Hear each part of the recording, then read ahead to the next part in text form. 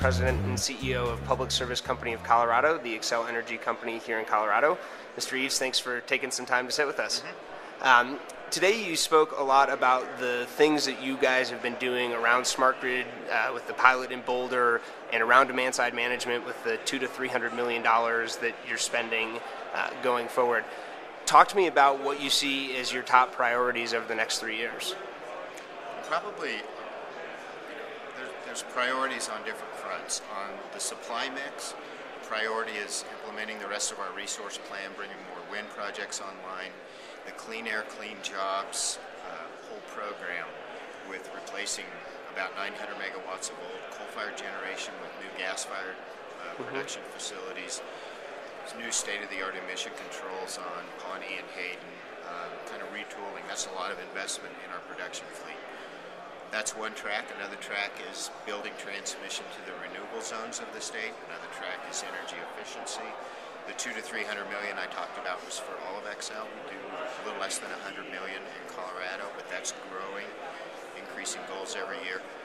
And then with Smart Grid City, it's really a matter of trying to work with other business partners and see if we can move the ball forward with in-home devices and get to a point we can help customers get and use this information to better manage their energy use and make the choices they want to make.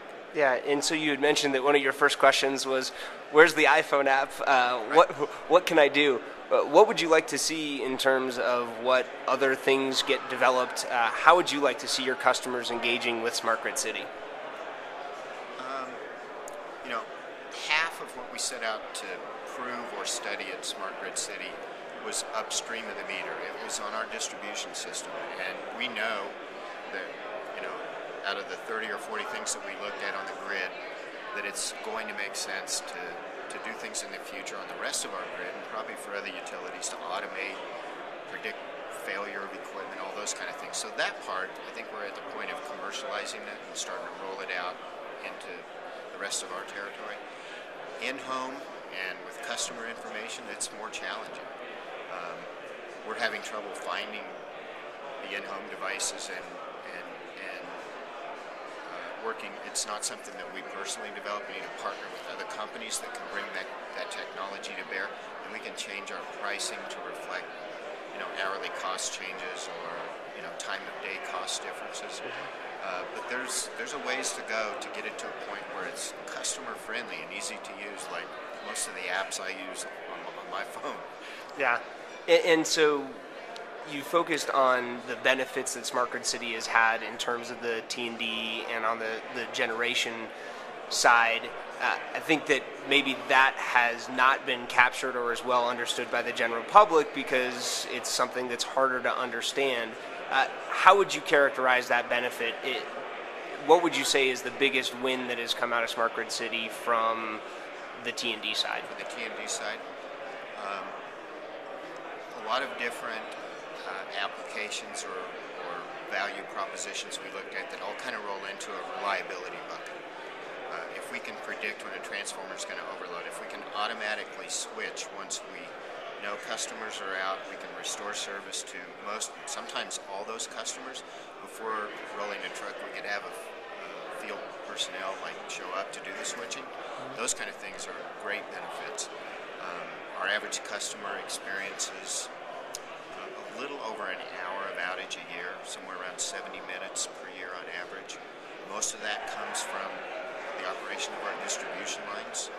So if we can cut that by 20 or 30 or 40%, that's a big improvement in overall reliability, downtime for customers, or the number of outages they experience. So that's probably one that's real beneficial. The second major benefit back on the grid would be managing voltage. Instead of measuring it at one point and controlling voltage on a feeder, if we can measure it at multiple points lines, control it in a more sophisticated way, the way we do in Boulder now. We'll actually be able to reduce the losses on our system and maybe even reduce the usage, the energy use of our customers, because we don't give them too much voltage. And so with that and those learnings, do you intend to roll smart grid out to the rest of your service territory in Colorado? I think a lot of the applications, the benefits, will come out and will be deployed across the rest of our system.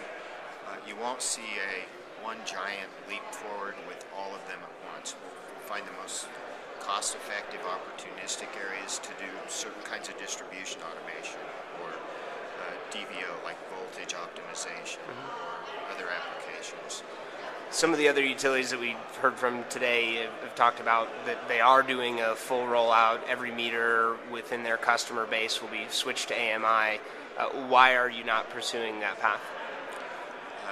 I think the full rollout, I like the way you describe that. It's really AMI, it's not smart grid. To actually automate the operation of the distribution system as well as the smart meter and the interface with the customer. It's a more comprehensive approach like we took in Boulder. We already implemented AMR, or automatic meter reading, and significantly were able to save costs for customers. So the economics of a full-scale across-the-board deployment of new smart meters probably isn't economic now. Part of what I would say about that, though, is it's really important to have the applications, the tools, the customer-friendly, user-friendly things that are going to have to come, not from our company so much, but from all the different players in the industry that can create that app that's easy to use, or the in-home devices that are customer-friendly. As that happens, then the smart meter provides a lot of value to customers, and it'll make sense to put it in. So last question for you on solar and solar rebates. That's certainly been a hot topic here in Colorado this year, and Xcel's plans with the solar rebate program and the legislature's actions around it. What do you see as the future for solar in Colorado, and how will Xcel be part of that? I see us continuing. We really want to support the industry continuing to help our customers that want to install solar get it installed.